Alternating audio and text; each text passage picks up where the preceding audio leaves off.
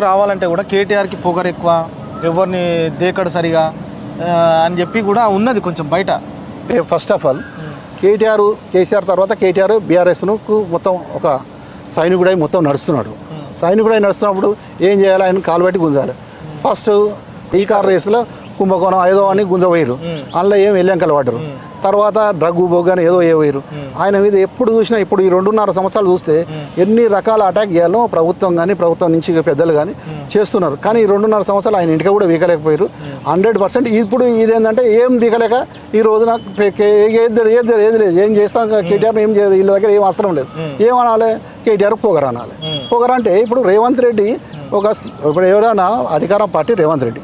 ఇప్పుడు రేవంత్ రెడ్డి అసలు కూల్గా ఉండాలి, అసలు అపోజిషన్ కూడా తిట్టాలి. కానీ అది పొజిషన్ ఉన్నోడు తిట్టుడు, అపోజిషన్ ఉన్నోడు. ఇప్పుడు రేవంత్ రెడ్డి మాటలకు కేటీఆర్ మాటలకు చూడు కొంతనే ఉంటుంది. మరి ఆయన బూతుల మీద ఈయన ఓ 10% కూడా మాట్లాడతాడు. మాకు తెలిసిన 10% మాట్లాడిన పొగరంటే మరి 100% మాట్లాడిన ఏమనాలి? ఇక మరి ఇంకా ఆయనకి ఎంత పొగరు ఉన్నాడు అనాలి, మీరే అర్థం చేసుకోవాలి. ఈయనకు పొగరు అనేది కారణం ఏంటంటే కేటీఆర్ గారి మీద ఓన్లీ దుష్ప్రచారం. ఏదో రకంగా కేటీఆర్ గారు కాలు పెట్టి గుంజేస్తే బీఆర్ఎస్ కూడా వీక్ అయింది, కేటీఆర్ వీక్ చేస్తే బీఆర్ఎస్ వీక్ అయింది అనే ఒక ప్లాన్తో చేసే పనే ప్రజలు కూడా ఏంటంటే, నేను ప్రజలకు కూడా మీ ద్వారా ఏంటంటే చెప్పేది, ప్రజలు కూడా గ్రహించాలి. కేటీఆర్ గారిని ఒకటి కాలు పెట్టి గుంజేందుకు బీఆర్ఎస్ పార్టీ ఒకటే కాదు, ప్రజల పార్టీ ఈ రోజు బీఆర్ఎస్ పార్టీ, ప్రజల కోసం తప్పించే పార్టీ బీఆర్ఎస్ పార్టీ. కాబట్టి బీఆర్ఎస్ పార్టీకి కూడా దానివల్ల ప్రాబ్లం.